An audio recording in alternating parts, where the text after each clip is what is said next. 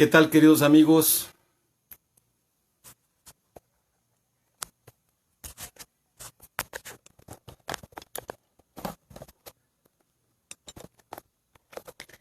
¿Qué tal, queridos amigos? Buenas noches, ¿cómo están ustedes?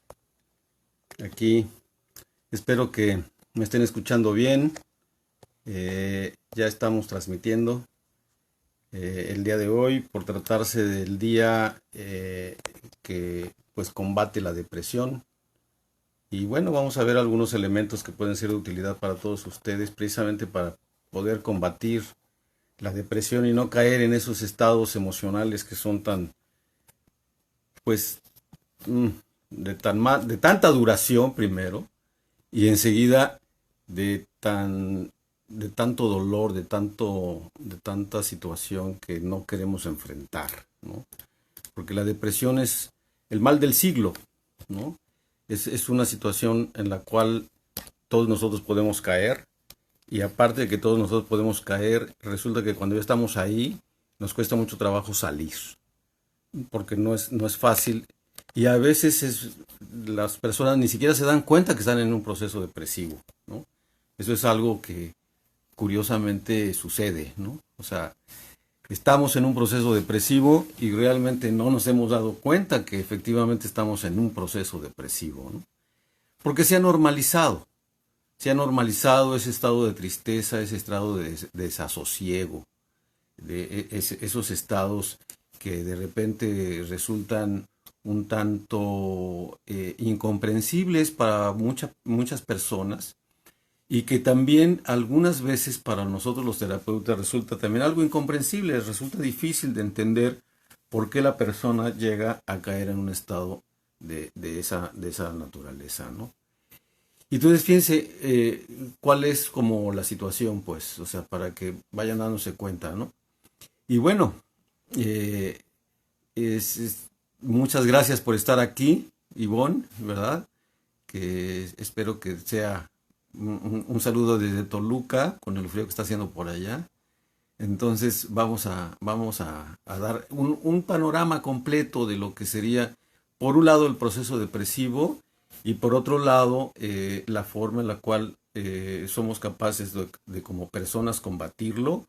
Y también vamos a dar algunos tips para aquellas personas que se acerquen a nosotros como terapeutas, de qué es lo que podemos hacer para que esas personas que se acercan, pues no caigan en eso, ¿no? Lo primero que quiero comentar sería como el primer punto, es que efectivamente el proceso depresivo, decía yo, muchas veces no te das cuenta que lo tienes. No hay manera de saber si realmente estás en un proceso depresivo, porque se normaliza un estado de ánimo. Y ese estado de ánimo, la gente de manera coloquial le va a decir, es que anda bajoneado, ¿no? Ando bajoneado. ¿Y qué quiere decir eso? Pues que ando medio triste, medio sacado de onda, también dicen las personas, ¿no? Es que hay situaciones que no entiendo, ¿no? Pero entonces la persona empieza a tener es el primer síntoma, un desánimo, ¿no? Hay un desánimo, quiere decir que estoy procurando, pues como levantar mi ánimo, pues, o sea, procurando hacer que las cosas tengan una mejor presencia, ¿no? Pero, pues, les digo, la gente dice, o sea, ando bajoneado, ¿no? O sea, ando con un ánimo decaído, ¿sí? Y muchas veces ese proceso de decaimiento no necesariamente tiene un inicio emocional. Les voy a poner un ejemplo. Si yo tuve una noche de desvelo porque tuve que trabajar, porque tuve que entregar una tarea o tuve que hacer algo, y dormí poco o dormí mal, eso es suficiente como para que al día siguiente no me sienta yo con toda la fuerza, con todo el ánimo, ¿no? Y si eso se ha repetido 2 o 3 noches, entonces ya mi energía completa está bajoneada. Es cuando empiezo a sentir que ya no tengo el mismo ánimo, ¿no? Entonces, lo primero que sucede es que la persona empieza a sentir o fatiga o cansancio, que serían como los síntomas que están asociados a la depresión, o también puede estar sintiendo ansiedad o un poco de angustia, ¿no? Y entonces comienza un estado de inquietud, que es lo primero que sucede, ¿no? Está sucediendo que estoy, pues, en esa situación en donde mi ánimo no está al 100 y mi cabeza empieza a rondar en qué es lo que tengo, y entonces ya comienza ahí una especie de matraca mental en donde, gracias a esa parte de desánimo, pues empiezo a tener situaciones de pensamiento, o sea, ya de contenido mental, que me pueden llevar precisamente a sentir que no solamente estoy bajoneado, sino que ya empiezo a tener episodios de tristeza o de melancolía. Fíjense ustedes esa parte, ¿no? Porque ahí es donde comienza el proceso. ¿Sí? Comienza primero con un ánimo decaído, que puede ser producto de una fatiga, también puede ser producto de una mala nutrición, porque también eso puede estar sucediendo, ¿sí? Si no comí bien y no descansé bien, entonces estoy justamente entrando en un proceso de desánimo, porque mi energía no está completa. O sea, mi energía vital no está completa. Entonces, una de las cosas que tenemos que hacer, pues es justamente estar pendientes de nuestra alimentación y de nuestro descanso. Porque si nosotros no estamos bien nutridos y no estamos bien descansados, entonces cualquier exceso, ya sea de energía física o de energía mental, nos va a bajonear. O sea, nos está agarrando una situación emocional con un cuadro fisiológico en el cual no hay descanso y tampoco hay una buena nutrición. Entonces esas son condiciones importantes. Ahora veamos la parte emocional. Les decía yo que puede ser que tenga yo un poco de ansiedad, que pueda tener incluso algo de angustia, e incluso que pueda yo tener algo de melancolía, ¿no? Y todavía peor si tengo ese ánimo ya declarado como tristeza. Ojo con eso. Ahora, ¿a qué se debe eso? Ahí sí pueden haber eventos que son, que disponen, que predisponen. El ejemplo típico son las pérdidas de cualquier tipo de cosa. Y lo que primero estoy perdiendo es nutrición y también estoy perdiendo descanso. Entonces, obviamente, si yo estoy perdiendo descanso y nutrición, pues entonces no estoy al 100, ¿no? Y como no estoy al 100, pues entonces es una situación que fácilmente me puede llevar a tener ya un estado emocional que va a empezar a darme tristeza o melancolía, ¿no? Y si por alguna razón he tenido pérdidas, pérdidas de descanso, pérdidas de nutrición o pérdidas afectivas, porque no estoy bien en mis relaciones, con cualquiera de nuestras relaciones, incluso con las mascotas, incluso con las plantas, porque si yo tengo una plantita y que de repente llego y por falta de cuidado ya se secó o alguna cosa así, pues entonces voy a sentir responsabilidad por eso, y con mucha frecuencia puede haber otros sentimientos asociados, que uno de los peores es la culpa. ¿Sí? Entonces, obviamente, cuando yo tengo una pérdida y aparte me siento culpable, no, pues ya estoy clavando el pico, ¿no? O sea, ya emocionalmente ya traigo una matraca mental, que es lo que podemos denominar los pensamientos negativos. Entonces, ojo, fíjense, si yo tengo una condición fisiológica de desnutrición o falta de descanso y aparte tengo una emocionalidad que tiende a la melancolía o a la tristeza por una pérdida, ya mi pensamiento negativo empieza a ser persistente. Justo si nosotros ahí somos conscientes del estado de ánimo y en ese momento hacemos cosas que puedan llevarnos a lo que tradicionalmente tiene el cuerpo instalado, porque el cuerpo tiene instalado dos mecanismos básicos para hacer catarsis, que son naturales, que son la risa y el llanto. Y entonces si no, en ese momento no hago algo para sacarme de mi estado melancólico, de mi estado de tristeza y no estar observando la pérdida, sino procurar entonces voltear a ver algo que sea divertido, que sea chistoso, que sea finalmente algo que me saque del enfoque que me va a llevar a la tristeza, entonces la cadena que me va a llevar a la depresión va a continuar. Porque entonces tengo un estado fisiológico favorable y un estado mental que va a favorecer aún más el pensamiento negativo. Entonces, fíjense qué sucede. Si yo tengo un estado fisiológico de mala nutrición o falta de descanso y aparte tengo una pérdida, es muy fácil que entonces mi pensamiento se enfoque en ideas negativas.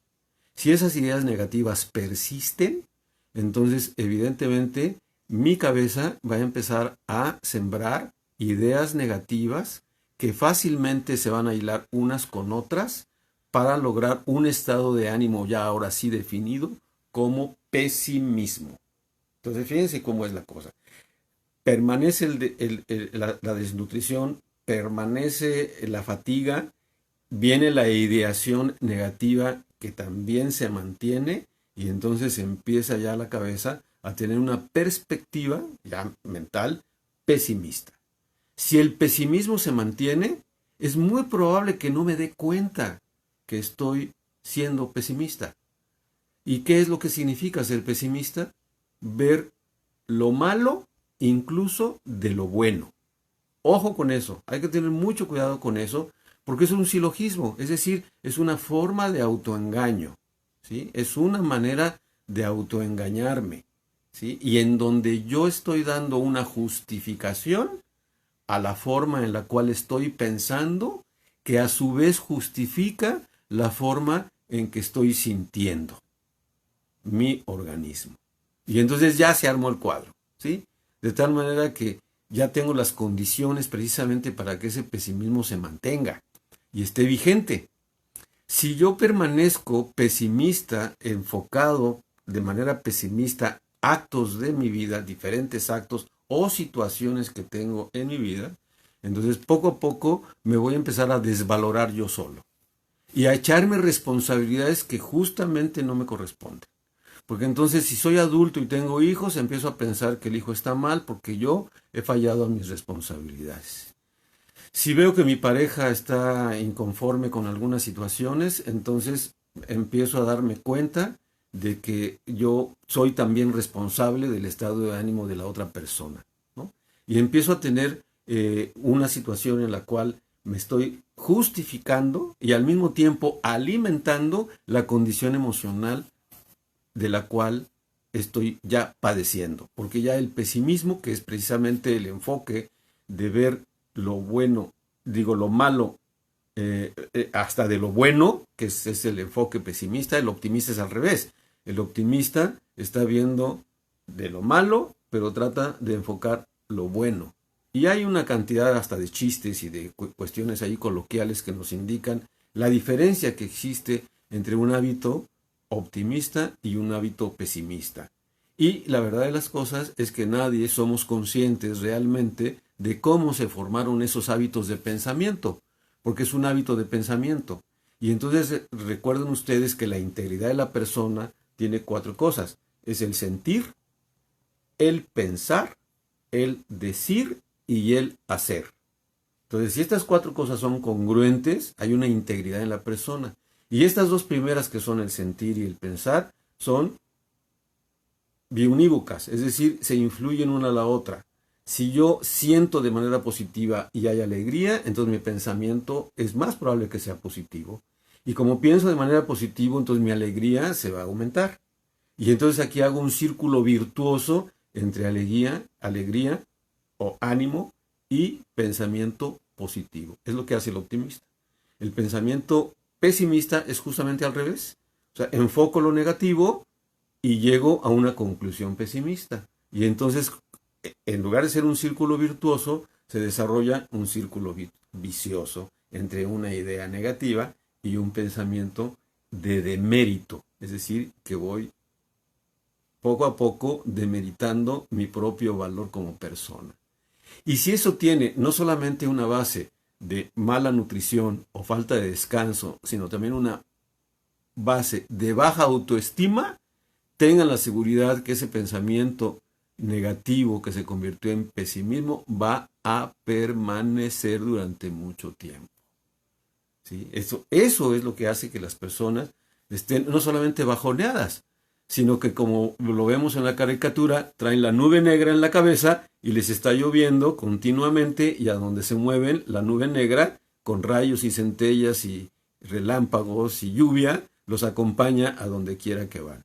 Porque entonces ya hay una condición fisiológica por la falta de nutrición y por la falta de descanso. Y pasa otra cosa importante también, que es lo primero que deprime al cerebro. Como la posición del deprimido o de la persona triste es andar siempre mirando hacia abajo, o sea, se encorva, no está erguido, sino al contrario, lo que anda agachado, anda curveado en su pecho, en lugar de estar erguido. Y entonces lo que primero va a pasar, precisamente por esa posición corporal, es que la cantidad de oxígeno que voy a meter en los pulmones es nada más con la parte de arriba, es decir, de manera apical, no de manera abdominal. Y entonces, por lo tanto, mi capacidad pulmonar, que debería ser completa, no está haciéndolo. Y por lo tanto, mi cerebro está recibiendo menor cantidad de oxígeno, menor cantidad de aire. Y entonces, finalmente, lo que está ocurriendo es que el cerebro también va a empezar en un proceso depresivo porque le falta su principal alimento, que es el oxígeno. Y si aparte no me alimento bien y me falta glucosa también, que son los dos principales alimentos del cerebro, entonces ya se cerró el círculo vicioso, precisamente para que yo ande deprimido fisiológicamente y también anímicamente, es decir, psicológicamente. Entonces, ¿qué tengo que hacer? Cuidar primero que esté bien hidratado, porque ese es el otro alimento muy importante para el cerebro. Luego también cuidar que esté yo consumiendo glucosa adecuadamente, que es a través de las frutas, ¿sí? Sobre todo en esta temporada, pues cítricos, que son las frutas de temporada, en lo que debemos de consumir, precisamente para que nuestro cuerpo vaya caminando y vaya viviendo a lo largo de las estaciones con lo que la naturaleza nos va dotando. Entonces esa parte es muy importante y es inconsciente, no nos damos cuenta, ¿no? Entonces fíjense ustedes cómo se va conformando esos hábitos que me van a llevar justamente a tener más adelante una depresión. Porque una vez que el pesimismo se instala y dura suficiente tiempo y yo tengo pérdidas y razones para cual asumo responsabilidades que efectivamente a lo mejor ni me tocan, o si me toca nada más una pequeña parte de esa responsabilidad y siento culpa, entonces ya estoy ahí. Y si finalmente no solamente agrego la culpa, sino que también puedo agregar la vergüenza, no, pues ya estoy perdido, ¿no? Porque entonces ya mi cabeza en su parte mental está trabajando de una manera negativa y tenemos una corporalidad que tampoco está en su 100%. Y entonces ya finalmente lo que tenemos es una condición óptima para entrar en un proceso depresivo. Porque finalmente lo que viene sucediendo es algo que va a dar como consecuencia que nosotros estemos recurrentemente en ese sentir y pensar en un círculo vicioso.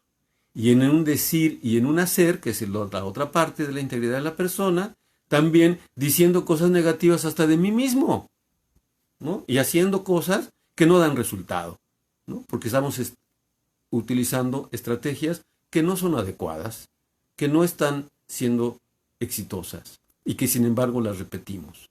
Y entonces eso va a dar como consecuencia una situación en la cual nosotros continuamente estamos recurrentemente alimentando un hábito tanto fisiológico como psicológico que nos va a impedir romper con esa cadena de comportamientos. Entonces, básicamente, si yo no estoy respirando bien, no me estoy alimentando bien, no estoy descansando bien, ya tengo la base corporal fisiológica para que a partir de una idea negativa o de una pérdida, me instale ya con pensamientos que van a dar como consecuencia todo un cambio bioquímico en nuestro cerebro. Porque obviamente cada uno de los pensamientos y cada uno de los sentires o las emociones que llegamos a percibir corresponde un determinado movimiento bioquímico del cerebro. Y no solamente de lo que es el sistema nervioso central, sino también de lo que es el sistema endocrino. Porque finalmente lo que va a suceder desde el punto de vista fisiológico es que mis cantidades de endorfinas, de dopaminas de oxitocinas, que son las hormonas del bienestar, van a disminuir. Y entonces, en lugar de estar yo alimentando mi ánimo para que el sistema dopamínico esté al 100, entonces resulta que no estoy favoreciendo mi posición. Y si finalmente no, ni siquiera me sonrío de la vida, y mucho menos me río de las cosas, puede ser tontas que me están sucediendo, entonces no tengo elementos, que son los elementos naturales, para que yo pueda salir de un estado depresivo, ¿sí? O sea, la alegría es el antídoto natural de la depresión. La risa es el antídoto natural y la manera natural de hacer una catarsis. Y lo mismo pasa con el llanto. El llanto y la risa son dos elementos que vienen instalados en nuestro cuerpo de manera natural para poder hacer catarsis. Porque finalmente cuando yo lloro, obviamente, el sollozo me va a oxigenar y va a hacer que mi músculo del pecho y del cuerpo se relaje. Y si yo me río, bueno, me puedo llegar a orinar de la risa. Imagínense el efecto que tiene tan grande la risa y el llanto sobre el cuerpo, ¿no? Y evidentemente va a dar como consecuencia un cambio radical en la fisiología, ¿sí? Entonces, esto es una cuestión ya para todos ustedes que son terapeutas o que quieren dedicarse a este proceso, ¿no? El uso del humor en una terapia, en un proceso psicoterapéutico, y llevar a la persona del llanto a la risa, ustedes están siendo neurólogos, porque están utilizando precisamente la palabra como el bisturí para cambiar la bioquímica del sistema nervioso central y por otro lado el sistema endocrino, para hacer que la persona aumente sus endorfinas, sus oxitocinas y sus dopaminas, para entrar precisamente en un círculo virtuoso de un ánimo mucho más elevado. Entonces, fíjense cuál es la situación de interés, ¿no? Ahora, ¿qué viene sucediendo cuando la persona ya está en un franco proceso depresivo? O sea, fíjense cómo es, ¿no? O sea, desánimo porque no me alimento, porque no descanso, porque tengo alguna pérdida, porque tengo un pensamiento negativo que se mantiene, ese pensamiento me va a llevar al pesimismo, ese pesimismo se mantiene y al mantenerse me va a llevar a los primeros estadios de depresión, que además, por mi matraca mental, los voy a estar justificando. Y en lugar de estar haciendo un análisis de lo que tengo que hacer para salir de eso, no, me clavo en eso, ¿sí? Y empiezo a buscar más razones para estar en eso. Si ese proceso depresivo se mantiene, entonces ese proceso ya está cambiando mi bioquímica cerebral y también está cambiando mi bioquímica endocrina. Y entonces una vez que la persona entra en un franco proceso depresivo, ya la situación resulta difícil precisamente porque sus argumentos lo han llevado ya a un estado fisiológico en el cual sus niveles de dopamina, oxitocina y demás componentes de lo que es el sistema dopamínico están muy bajos, ¿sí? Y entonces, ¿qué se requiere para poder cambiar eso? Si no es necesario utilizar algún medicamento, lo primero que se requiere es que la persona haga ejercicio físico, aeróbico. Esa es la parte del asunto, porque estoy diciendo que parte de lo que es este proceso es justamente el hecho de que yo no me estoy respirando con toda mi capacidad pulmonar y entonces mi sistema nervioso tiene una carencia de oxígeno. Y entonces el ejercicio aeróbico es lo mejor. Y lo mejor dentro de todo el ejercicio aeróbico es el trote o el nado. O sea, nadar o trotar. Porque trotar me va a llevar precisamente a ese estado en donde yo voy a sobreoxigenarme. ¿Por qué? Porque el puro trote va a hacer que aumente mi latido cardíaco, aumente mi pulso respiratorio, aumente la temperatura de mi cuerpo. Y eso va a permitir que ya haya un cambio fisiológico de manera natural.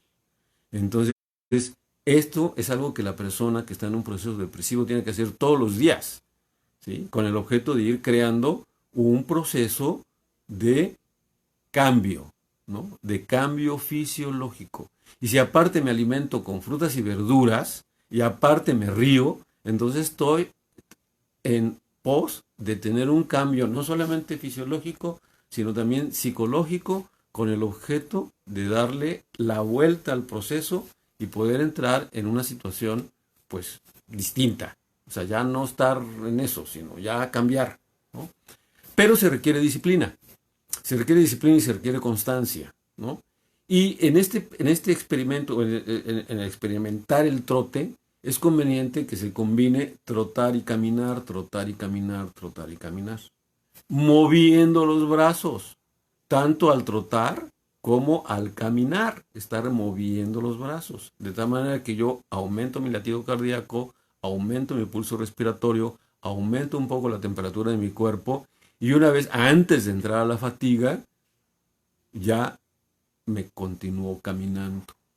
Cuando me baja un poco otra vez el pulso respiratorio y otra vez el pulso cardíaco y empiezo a respirar normalmente, otra trotada, ¿no? Otra vez a trotar. Y hacer ese ciclo, trotar, caminar, trotar, caminar, trotar, caminar, hasta lograr una fatiga. Si la depresión es muy grande, entonces una fatiga completa. Si la depresión no es muy grande, una fatiga moderada. ¿Para qué? Para que eso me dé hambre y entonces pueda alimentarme correctamente, ¿verdad? Con frutas y verduras y proteínas, con semillas, y entonces poder recuperar la energía que mi cuerpo está perdiendo. Y esa sería la manera natural, sería la manera, digamos, más económica también de combatir un proceso depresivo que incluso puede llevar tiempo, ¿sí? Porque obviamente hay depresión crónica, ¿sí? Donde las personas ya tienen una depresión de años incluso, y todo lo justifican. Y entonces se acercan a los demás para mostrar su depresión. Esas personas que tienen una depresión crónica, lo que han logrado es lo que llamamos en psicoterapia una ganancia secundaria. Es decir, a todo mundo le van contando sus historias de pérdidas o de desgracia, ¿verdad? Y las personas, pues échale ganas, ¿no? Que es lo peor que le puedes decir a un depresivo, ¿no? Échale ganas. O sea, no se trata de eso, ¿no? Sino se trata de que puedan reenfocar la vida, es decir, tener un reencuadre de esto, ¿no? Con mucha frecuencia cuando estamos ya en consulta, la herramienta más efectiva para poder tratar este tipo y otro tipo de cuestiones es precisamente el uso de las metáforas. Porque la metáfora es una confrontación que no es directa, va a ser una confrontación indirecta y va a ser un acercamiento al mismo problema, pero con una imagen diferente. Y les voy a regalar la metáfora que yo utilizo. Es una metáfora creada por mí, pero que la pueden usar en cuando ustedes lo consideren, ¿no? Les pregunto a las personas, ustedes tienen en su casa seguramente ventanas por donde entra el sol y seguramente ventanas por donde no entra el sol. Y todas las personas van a decir, sí, hay unas ventanas por las que entra y otras ventanas por las que no entra. Y entonces la pregunta que sigue es, ¿por cuál de las ventanas tienes un panorama más hermoso, más bonito? Pues obviamente por la ventana por donde entra el sol, ¿no? Por la ventana donde no entra el sol, pues tienes que poner plantitas que sean de sombra, ¿verdad? Y luego para agregarles yo la situación metafórica, les digo, pues sí, pero la ventana por donde no entra el sol seguramente tiene vidrios sucios, ¿no? Y quizás hasta alguno o algunos vidrios rotos. Entonces cuando tú les dices eso, ya estás mostrando las pérdidas sin decirles que tienen una pérdida, sin decirles tampoco que tienen un pensamiento negativo y tampoco que traen un pesimismo. Porque entonces el vidrio sucio y el vidrio roto es justamente lo que no permite que tengas un buen panorama aún en la ventana por donde no entra el sol. Que es justamente ya la imagen te está dando esa opinión indirecta de la situación, ¿no? Y entonces la persona se retrata en sí mismo y en su cabeza aparece efectivamente que se está asomando por la ventana de donde no entra el sol y por lo tanto todo lo ve medio negro, medio gris. Y si aparte tiene un vidrio sucio y otro roto, pues menos va a ver. Y la metáfora no termina ahí, sino todavía sigue la siguiente pregunta. Bueno, ok, tanto en la ventana por donde entra el sol o la ventana por donde no entra el sol, las ventilas de esa ventana abren hacia afuera o abren hacia adentro. Se quedan así pensando como diciendo, pues, o no abren de plano, ¿no? O sea, está tan oxidada esa ventana, tan sucia con vidrios rotos, que ya abrirla es imposible porque ya se pegó, está sucia, ¿no? Y entonces cuando tú les dices a las personas, si esas ventilas abren hacia adentro, pues les estás indicando si es capaz de hacer un autoexamen, una autoanálisis, ¿no? O abren hacia afuera y lo ven todo hacia afuera y entonces no se miran a sí mismos. Y también les pregunto, ya para ir concluyendo con la metáfora, si también su puerta de entrada a su casa es una puerta de entrada que abre hacia adentro o abre hacia afuera. Con el objeto de hacerle ver a la persona que tiene que abrir su ventana y su puerta que abre hacia adentro para que puedan verse a sí mismos. Porque si no se ven a sí mismos, siempre van a estar comprando ideas negativas y responsabilidades que incluso no les tocan, pero se las apersonan. Y justamente eso hace que la persona pueda estar en un franco proceso depresivo que se mantiene. Entonces, queridos amigos, queridas amigas, la verdad, qué gusto. Tengo 80 personas aquí escuchando. Muchas gracias, Laura. Muchas gracias, Ceci. Muchas gracias, Itzel. Los quisiera mencionar a todos, pero pues es una lista bastante grande. Nunca creí que se iba a juntar tanta gente en este momento, pero qué bueno, estoy encantado de estar aquí con ustedes.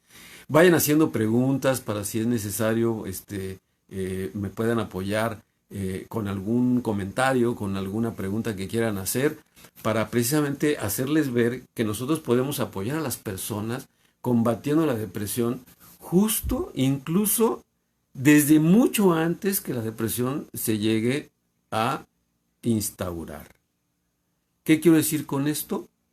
Que hay depresión infantil y también hay depresión juvenil. Y nosotros lo vemos, ¿no? O sea, vamos viendo cómo se van dando poco a poco situaciones en las cuales el niño va creciendo sin su juguete. Y al crecer sin su juguete, ya estamos viendo que la situación no está funcionando como debe de ser. Y es un niño, y tiene 5 o 6 años.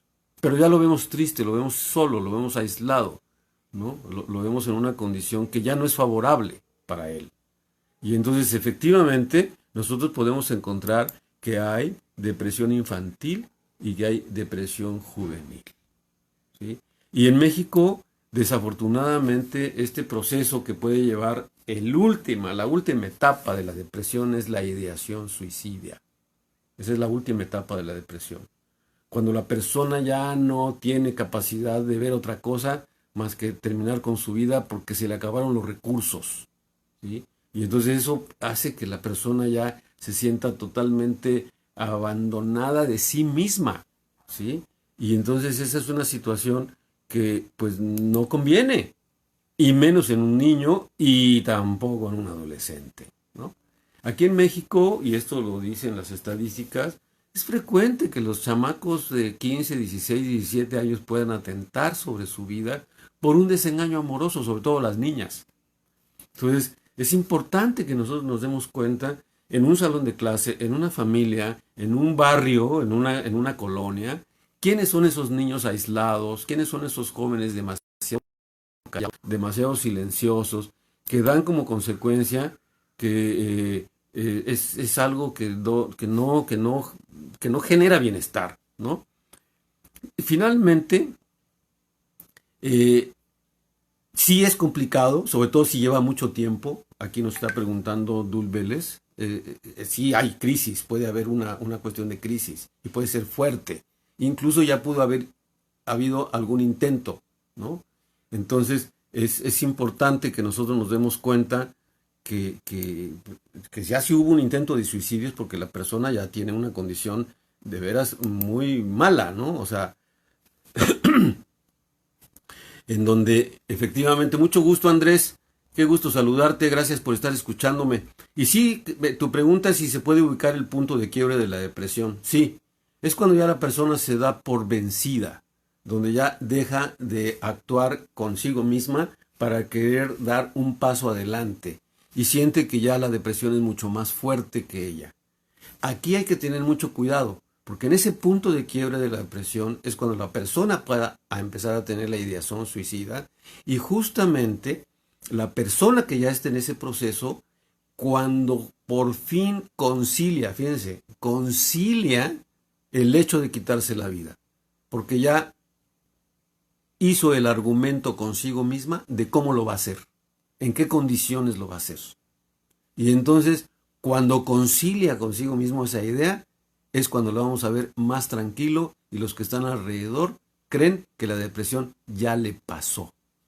Cuidado con eso, porque precisamente el preludio del suicidio es justamente cuando lo van a ver en su mejor momento. Y ya empezó a despedirse. Es que ya te vino a regalar una cosa, ya te escribió una cartita, ya le habló por teléfono a alguien que hacía mucho que no lo veía, pero que sí es significativo para él. Es decir, ya empezó a despedirse. Y generalmente las personas no se dan cuenta de eso. Y ese es el punto de quiebre de la depresión. Es cuando ya la depresión está en un grado máximo y la persona ya no sabe a qué hacer con eso, ¿no? Entonces, es algo que da como consecuencia pues una situación pues muy dolorosa, ¿no? Que los demás no se dan cuenta, no se dieron cuenta de que la persona llegó hasta ese momento, ¿no? En donde hay un punto de quiebre, ¿no? Y finalmente, pues lo que tenemos que hacer es lograr que esa persona que está en ese proceso depresivo, sobre todo si se trata de un adolescente, ojo con los adolescentes, el niño tiene su coraza, que es el juego. A un niño que está en un proceso medio triste, medio depresivo, lo que tenemos que hacer con él es jugar. Simple y sencillamente jugar. No hay que hacer otra cosa más que eso. Pero con el adolescente, aparte, ya no se puede jugar tanto y hay que reaccionar con él de manera positiva, es decir, no regañarlo. ¿eh? Entonces, es importante que nos demos cuenta que nosotros estamos pues en una condición pues que no favorece pues. Y ahorita con este encierro que hemos tenido de esta casi el año completo, que ya llevamos 11 meses de esto, 9, 10 meses de encierro por este cuento pandémico que todavía no tiene moraleja, pues evidentemente aquellas personas que tenían una situación no muy favorable y ahora perdieron el trabajo o perdieron una relación o finalmente la pandemia sí les hizo perder una persona cercana a través de esta enfermedad, bueno, pues eso es muy importante el que nos demos cuenta de que no tenemos una condición favorable, ¿no? Y sí, efectivamente, aquí hay una pregunta, ¿no? Hay dos preguntas. Una, ¿cómo se convence a un depresivo de ir a terapia? Es difícil convencerlo, pero lo que puedes hacer es lo que yo estoy haciendo, o sea, platicándole dónde está, por dónde entra el sol y por dónde no entra el sol, ¿no? Y entonces, ¿qué viene sucediendo? Hay que acompañar a esa persona, porque la manera de poder estar con ellos es precisamente teniendo un acompañamiento. ¿Y qué viene sucediendo con los niños? Generalmente el niño lo que vive es una situación de violencia familiar muy acentuada, ¿sí? En donde puede haber incluso un proceso de alienación parental, es decir, los padres se agarran a hijazos y entonces el niño está siendo la macana con la cual le pegan al otro y el niño es el mandadero y eso es lo peor que le pueden hacer a un niño, ¿sí? Porque lo están usando para atacar al cónyuge. Y los niños en esa condición, con mucha frecuencia, siendo niños, van a terminar precisamente en una ideación suicida o intentando suicidarse. Entonces, es importante, ¿no? Ahora, en los adolescentes, ¿cómo lo podemos identificar?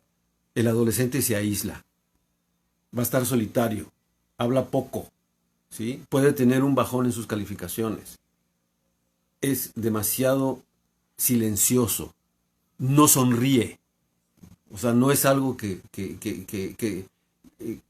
pues que eche relajo, pues, ¿no? O sea, eh, sí es importante eso, darnos cuenta, ¿no? De que el niño puede estar viviendo violencia familiar, el niño puede estar teniendo una situación demasiado complicada con su vida entre los adultos y está siendo utilizado para agredirse. Normalmente la depresión no es una etapa de la adolescencia, Sandra.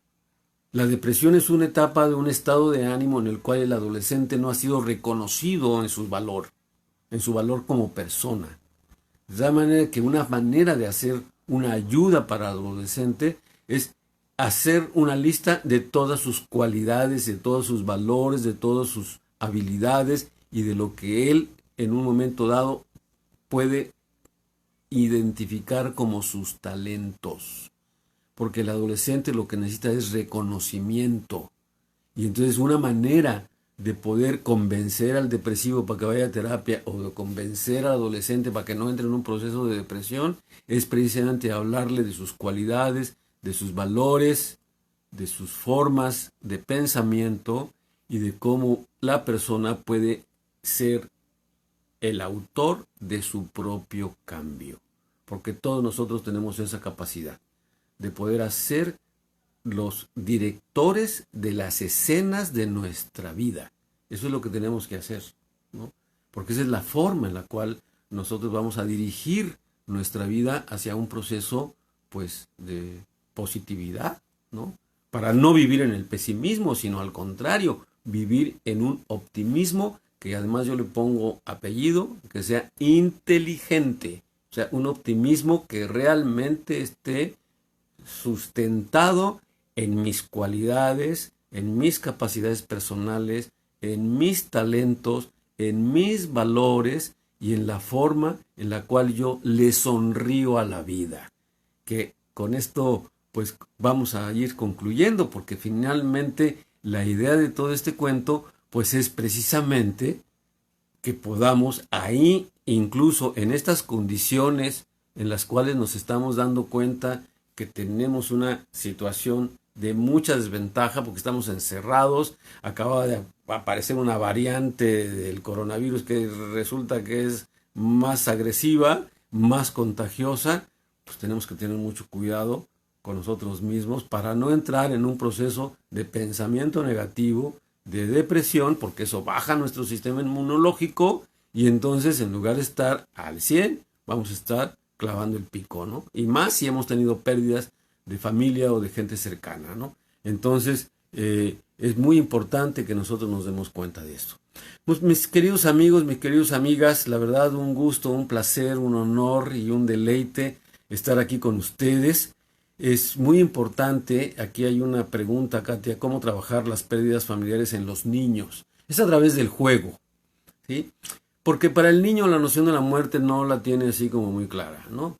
Y entonces, evidentemente, es importante que los niños jueguen, ¿no? Jueguen, finalmente es crucial que haya personas alrededor de esos niños que los quiten de esa realidad que es muy dolorosa, que es la pérdida, sobre todo si se trata del padre, de la madre o del abuelo o del tío o de un amigo cercano, es a través del juego. O sea, la manera de poder envolver a ese niño es a través del juego, porque el juego para ellos no es fantasía. O sea, para ellos el juego es una realidad. Y entonces la realidad del juego es que una corcholata es al mismo tiempo un balón de fútbol y además es el que va a golear, ¿no? Y también es el estadio y es la porra. O sea, eso es precisamente la magia del juego, ¿sí? Entonces, es muy importante que nos demos cuenta que efectivamente esta condición pandémica nos está llevando a extremos que no conocíamos y que es totalmente impredecible todavía lo que viene. Entonces tenemos que tener mucho cuidado con nosotros mismos precisamente para que no vaya a haber una condición que nos pegue a nosotros en un desánimo o en una depresión, en un proceso depresivo. Pues queridos amigos, queridas amigas, ha sido un placer estar con ustedes. Pueden visitar mi página, ya es armandoquirosadame.com. Ahí está mi obra ya de manera digital y manera impresa disponible para todos ustedes. Ahí tengo ya, algunos ya conocen mi obra, otros los invito a que la conozcan. Y también los invito a que conozcan mi canal de YouTube, igual Armando Quiroz Adame. En YouTube está mi canal y ahí van a poder observar pues todos los videos que hago y obviamente este video también va a quedar en mi página de Vida con Calidad y lo vamos a poder subir también y los invito a que se inscriban en el grupo, es un grupo se llama Psiconet Armando Quiroz, para que ustedes puedan participar ahí. Este video lo vamos a subir ahí, entonces si quieren en Facebook busquen ese grupo Psiconet para que puedan pedirme solicitud de inscripción y con mucho gusto aceptarlos, porque ahí ustedes van a poder subir todo lo que ustedes consideren. Es algo que es justamente una página para divulgar la psicología, para que ustedes puedan tener acceso no solamente al conocimiento que está corriendo en este momento, sino que si ustedes quieren anunciar un evento, quieren compartir un libro, quieren compartir alguna experiencia, ahí lo pueden hacer, porque ese es un libro, es un grupo que lo que pretendo hacer es una gran comunidad de los psicoterapeutas que trabajamos en México y que podamos poner al alcance de cualquier persona estos conocimientos. Entonces, queridos amigos, invitados a participar en Psiconet Armando Quirós y invitados también a los próximos videos que estaremos divulgando a través de nuestras páginas. Queridos amigos, queridas amigas, muchas gracias por estar aquí.